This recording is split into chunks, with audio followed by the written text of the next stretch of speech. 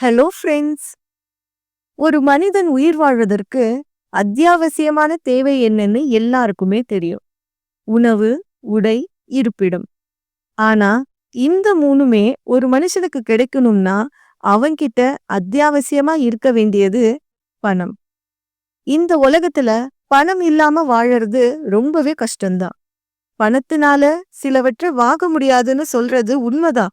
ஆனா பெரும்பாலானவற்றை பணத்தினால மட்டும்தான் வாங்க முடியும். ஒரு துறவி சொற்பொழிவு செஞ்சுக்கிட்டு இருந்தாராம். மக்களே, பணத்தின் பின்னால் ஓடாதீர்கள். அது ஒரு மாயையின் சேறு. இந்த மாயச் சேற்றில் யார் சிக்கிக் கொள்கிறார்களோ அவர்கள் வாழ்நாள் முழுவதும் துக்கத்திலேயே இருப்பார்கள். இத கேட்டு அந்த கூட்டத்துல இருந்த எல்லாரும் கைத்தட்டி ஆரவாரம் செஞ்சாங்களாம். இத சொல்ல அவர் பணம் வாங்குறாரு அப்படிங்கிறது அந்த கூட்டத்துல இருந்த எத்தனை பேருக்கு தெரியும்? இதுதான் உண்மையிலேயே மாயை. இது ரொம்ப சில பேருக்கு மட்டும்தான் புரியும்.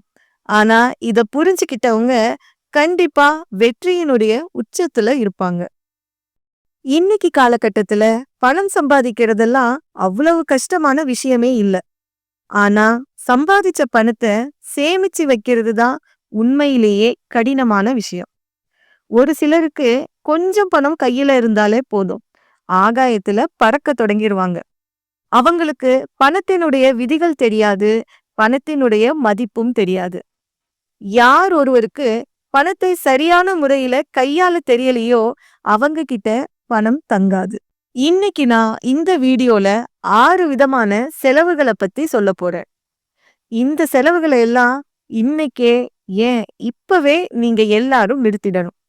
அப்பதான் நீங்க பணத்தினுடைய உண்மையான விதிகளை புரிஞ்சுக்க முடியும். நீங்க எவ்வளவு சம்பாதிக்கிறீங்க அப்படிங்கிறது முக்கியம் இல்ல. நீங்க எவ்வளவு சம்பாதிச்சாலும், உங்களுடைய வருமானம் எவ்வளவா இருந்தாலும், நான் சொல்ற இந்த செலவுகளை குறைச்சிக்கிட்டீங்கன்னா படிப்படியா உங்ககிட்ட செல்வம் சேரத் தொடங்கும்.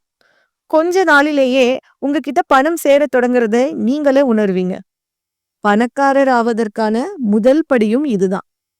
அது என்னன்னு தெரிஞ்சுக்க நீங்களும் ஆவலா இருக்கீங்கல்ல? அப்ப வாங்க வீடியோக்குள்ள போலாம்.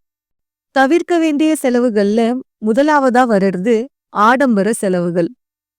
சில பேர் இருக்காங்க, தன்னுடைய ஃப்ரெண்ட்ஸ் வீட்லயோ ரிலேட்டிவ்ஸ் வீட்லயோ ஏதாவது ஒரு பொருள் வாங்குனாங்கன்னா அதே மாதிரியே தானும் வாங்கணும் அப்படின்னு நினைப்பாங்க.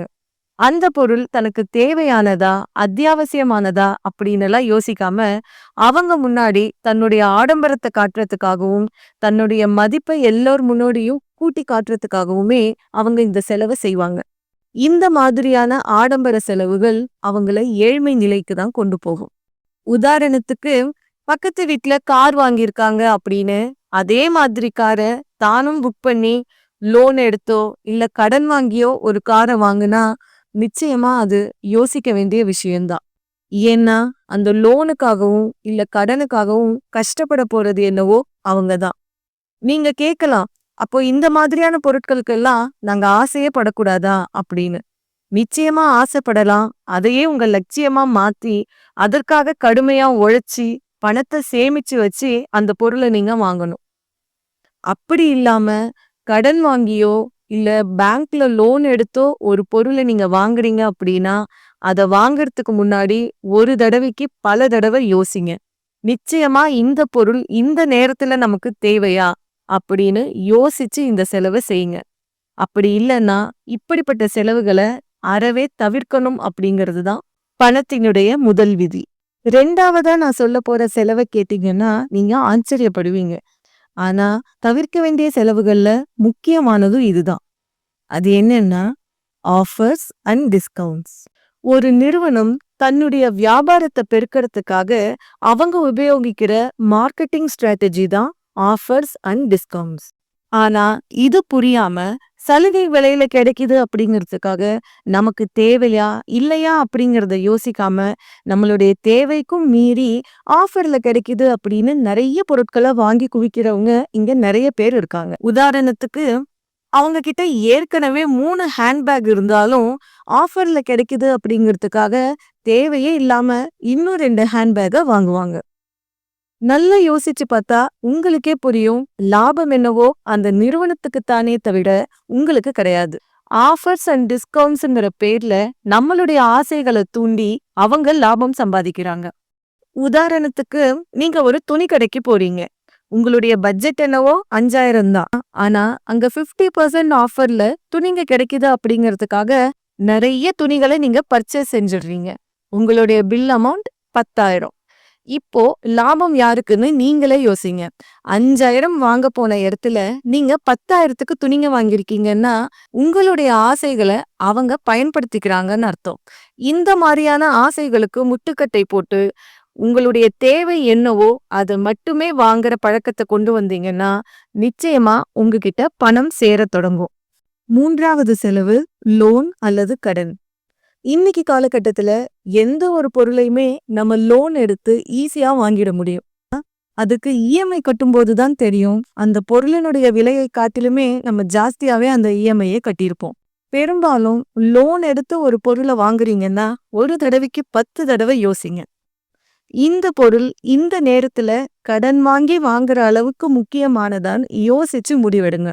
ஏன்னா நிறைய பேர் இருக்காங்க, அவங்க பிற்காலத்தை பத்தி யோசிக்காம இந்த நேரத்துக்கு நமக்கு லோன்ல இந்த பொருள் தராங்களா, வாங்கி போட்டுடலாமே அப்படின்னு வாங்கிட்டு பின்னாடி இஎம்ஐ கட்ட முடியாம கஷ்டப்படுறவங்க எவ்வளவோ பேர் இருக்காங்க. இன்னும் சில பேர் கடன் வாங்கி ஒரு நிலத்தை வாங்கிட்டு கொஞ்ச நாள் கழிச்சு அதை வித்து லாபம் வரும் இல்லையா, அதை வச்சு அந்த கடனை திரும்ப அடைச்சிடலாம் அப்படின்னு ஒரு கணக்கு போட்டிருப்பாங்க. ஆனா அந்த நிலத்தை வித்து வர லாபத்தை காட்டிலும் அவங்க கட்டின வட்டி அதிகமாவே இருக்கும். லோனும் சரி கடனும் சரி நம்மள வளர்ச்சி பாதைக்கு கொண்டு போகாது. அதனால இந்த செலவை செய்யறதுக்கு முன்னாடி நிறையவே நீங்க யோசிக்கணும். முடிஞ்ச அளவுக்கு இதை தவிர்க்கிறது ரொம்பவே நல்லது. 4. Credit card.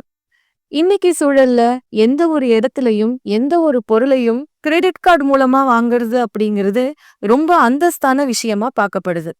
நிறைய பேங்க் அவங்களா முன் வந்து கிரெடிட் கார்டு கொடுக்கறாங்க. ஆனா உண்மையிலேயே கிரெடிட் கார்டு உபயோகிக்கிறது ஒரு ஆபத்தான விஷயம். ஏன் தெரியுமா? உங்ககிட்ட இல்லாத பணத்தையும் எதிர்காலத்துல வரப்போகிற பணத்தையுமே நீங்க இன்னைக்கு செலவு செஞ்சிட்டு இருக்கீங்க. உங்களுக்கு ஃபியூச்சர்ல வரப்போற பணத்தையும் நீங்க இன்னைக்கே செலவு செய்றீங்க அப்படின்னா அது நிச்சயமா உங்களை ஏழ்மை நிலைக்கு தான் கொண்டு போகும். கிரெடிட் கார்டு மூலமா செலவு செய்யும் போது உங்களுக்கு அந்த பணத்தினுடைய மதிப்பு தெரியாது. 15,000 20,000ன்னு எவ்வளவு ஆனாலும் கார்டுல கொடுக்கும்போது அவ்வளவு பணம் போகுதே அப்படிங்கிற ஒரு வருத்தம் உங்களுக்கு இருக்காது. ஈஸியா கொடுத்துருவீங்க. ஆனா பின்னாடி அதற்கு வட்டியோட கட்டும்போது அதோட கஷ்டம் உங்களுக்கு தெரியும். கிரெடிட் கார்டு அப்படிங்கிறது கண்ணுக்கு தெரியாத ஆபத்தான செலவு. அதனால நிச்சயமா கிரெடிட் கார்டு உபயோகிக்கிறத நீங்க கண்டிப்பா தவிர்க்கணும். அடுத்தது டிஜிட்டல் டிரான்சாக்ஷன். இன்னைக்கு நம்ம நாட்டுல டிஜிட்டல் டிரான்சாக்ஷன் பெரிய அளவுல வளர்ச்சி அடைஞ்சிருக்கு. பெரிய கடைகள்ல இருந்து சின்ன கடைகள் மட்டும் இல்லாம ஒரு சின்ன தள்ளு வண்டியில கூட QR கோடு வச்சிருக்காங்க. நம்மளும் சில்லறை தேட வேண்டிய கஷ்டம் இல்லாம போன்ல ஈஸியா அவங்களுக்கு பணத்தை அனுப்பிடுறோம். ஆனா அப்படி டிஜிட்டல் டிரான்சாக்ஷன் மூலமா செலவு செய்யும் போது எவ்வளவு செலவு செய்யறோங்கிற கணக்கு தெரியாம எவ்வளவு பணமா இருந்தாலும் ஈஸியா அனுப்பிடுறோம். முடிஞ்ச வரைக்கும் எல்லா இடத்துலயுமே கேஷா கொடுக்கறது நல்லது. எதனாலன்னா நம்ம கேஷா எடுத்து கொடுக்கும்போது நம்ம கிட்ட இருந்து இவ்வளவு பணம் போகுதுங்கிற உணர்வு நமக்கு இருக்கும். இவ்வளவு செலவு செய்யறோமேங்கிற ஒரு பயமும் நமக்கு தோணும். பர்சுல பணம் குறைய குறைய செலவு ஜாஸ்தி ஆகுது, கம்மி பண்ணணுங்கிற உள்ளுணர்வு உங்களுக்கு இருந்துகிட்டே இருக்கும். இதுவே போன் மூலமா நீங்க பணத்தை அனுப்பும்போது எவ்வளவு பணம் அனுப்புறீங்கிறது உங்களுக்கு மைண்ட்ல ரெஜிஸ்டர் ஆகாது. 500 ரூபாயா இருந்தாலும் சரி, 50,000 இருந்தாலும் சரி, போன்ல ஒரு பட்டன் அமுக்குனா ஈஸியா போயிடுது. அதனால அந்த பணம் நம்ம கையை விட்டு போகுது அப்படிங்கிற ஒரு உணர்வே இல்லாம ஆயிடுது. அந்த காலத்துல நம்ம அம்மா அப்பாலாம் கடைக்கு போயிட்டு வந்தாங்கன்னா என்ன செலவு செஞ்சோங்கிறத சரியா சொல்லுவாங்க. 1000 ரூபாய் எடுத்துட்டு போனேன், அதுல கொஞ்சம் கூட மீதி இல்ல, இதுக்கு செலவு பண்ணேன் அப்படின்னு கரெக்டா சொல்லுவாங்க.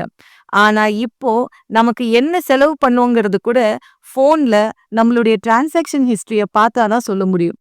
அதனால முடிஞ்ச வரைக்கும் எல்லா இடத்துலயும் கேஷா கொடுத்து பழகுங்க. பணத்தை உங்க கைகளால எண்ணி எடுத்து கொடுக்கும்போது அந்த பணத்தினுடைய அருமை உங்களுக்கு தெரிய வரும். உங்களுடைய தேவையில்லாத செலவுகளை குறைக்கிறதுக்கு இது ரொம்பவே உதவியா இருக்கும். கடைசியா நம்ம பார்க்க போறது ஆன்லைன் ஷாப்பிங். இன்னைக்கு எந்த பொருளா இருந்தாலும் நம்மளால வீட்ல இருந்தே சுலபமா வாங்கிட முடியும். சின்ன கொத்தமல்லி கட்டுல இருந்து கார் வரைக்குமே நீங்க எதை ஆசைப்பட்டாலும் ஆர்டர் பண்ணி உங்க வீட்டுக்கே வந்து சேர்ற மாதிரி செய்ய முடியும். முடிஞ்ச வரைக்கும் இந்த மாதிரியான ஆன்லைன் ஷாப்பிங் பிளாட்ஃபார்ம்ஸை குறைக்கிறதோ இல்ல தவிர்க்கிறதோ ரொம்பவே நல்லது. எதனாலன்னா, நம்ம ஏதாவது ஒரு பொருள் வாங்குறதுக்காக அந்த சைட்ல தேட ஆரம்பிப்போம். அந்த சைட்டு அதற்கு சம்பந்தமா இன்னும் நிறைய நிறைய பொருட்களை நமக்கு காட்டிக்கிட்டே இருக்கும். நம்மளையுமே அறியாம ஆசை தூண்டி ஒரு பொருள் வாங்க வேண்டிய இடத்துல 4 பொருளுக்கு நம்ம ஆர்டர் கொடுத்துருவோம். இந்த மாதிரியான நேரத்துல தான் உங்களுக்கு ஆசைகளை கட்டுப்படுத்த தெரியணும்.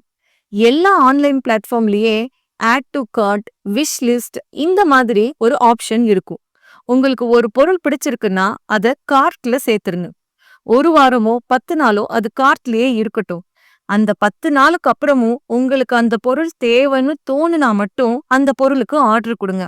பார்த்த உடனே எந்த பொருளையும் ஆர்டர் பண்ணி வாங்குற பழக்கத்தை நீங்க அறவே குறைச்சிடணும். நான் சொன்ன இந்த முறையை கடைபிடிக்கிறது மூலமா தேவையில்லாம செய்யற செலவுகளை உங்களால நிச்சயமா குறைக்க முடியும். ஆன்லைன் ஷாப்பிங்க எல்லா நேரத்திலையும் பயன்படுத்தாம சில நேரங்கள்ல கடைகளுக்கு நேரா சென்று வாங்கும்போது உங்களுடைய தேவையில்லாத செலவுகள் நிறையவே குறைக்கப்படும். இப்ப நான் சொன்ன இந்த 6 செலவுகளையும் நீங்க குறைச்சிக்கும் போது உங்ககிட்ட பணம் கொஞ்சம் கொஞ்சமாக சேரத் தொடங்கும். சிறு துளி பெருவெள்ளம்னு சொல்ற மாதிரி இப்போ உங்களுக்கு சிறிய தொகையா தெரியுற இந்த பணம் கொஞ்ச நாள்லயே பெரிய லாபமா உங்க கையில இருக்கும். உங்களுடைய அவசர தேவையின் போது நீங்க யார்கிட்டயும் கடன் வாங்க அவசியம் இல்லாம உங்களுடைய பணத்தையே நீங்க எடுத்து செலவு செஞ்சுக்க முடியும். நீங்க வீடு முழுக்க வாங்கி குவிச்சிருக்கிற பொருட்களும் ஆடம்பர செலவுகளும் உங்களுக்கு தர கௌரவத்தை காட்டிலும் இந்த மாதிரியான அவசர நேரத்துல யார்கிட்டயும் நீங்க கையேந்தி நிக்காம உங்களுடைய சேமிப்பு தொகையை எடுத்து செலவு பண்ணும்போது மத்தவங்க கிட்ட உங்களுக்கு கிடைக்கிற கௌரவம் இன்னுமே அதிகமா இருக்கும். இந்த செலவுகளை எல்லாம் குறைச்சு பணத்தை மிச்சம் பண்ணினா உடனே நீங்க பணக்காரர் ஆயிட முடியுமா அப்படின்னு கேட்டா நிச்சயமா கிடையாது. ஆனா பணக்காரர் ஆவதற்கான முதல் படி இதுதான். சேமிப்பு பழக்கம் இருக்கிற இடத்துல பணத்தினுடைய மதிப்பு தெரியும். எந்த இடத்துல பணத்தினுடைய மதிப்பு தெரியுதோ, பணம் சரியான முறையில கையாளப்படுதோ அங்க லக்ஷ்மி தேவி நிரந்தரமா வாசம் செய்வாங்க. இந்த வீடியோ உங்களுக்கு பிடிச்சிருந்ததுன்னா கண்டிப்பா ஒரு லைக் கொடுங்க. உங்களுடைய மேலான கருத்துக்களை கமெண்ட் பாக்ஸ்ல சொல்லுங்க. உங்களுடைய ஃப்ரெண்ட்ஸ் அண்ட் ஃபேமிலிக்கு இந்த வீடியோவை ஷேர் பண்ணுங்க. மறக்காம என்னுடைய சேனல் டெய்லி மோட்டிவேஷன் தமிழுக்கு சப்ஸ்கிரைப் பண்ணுங்க. Thank you so much.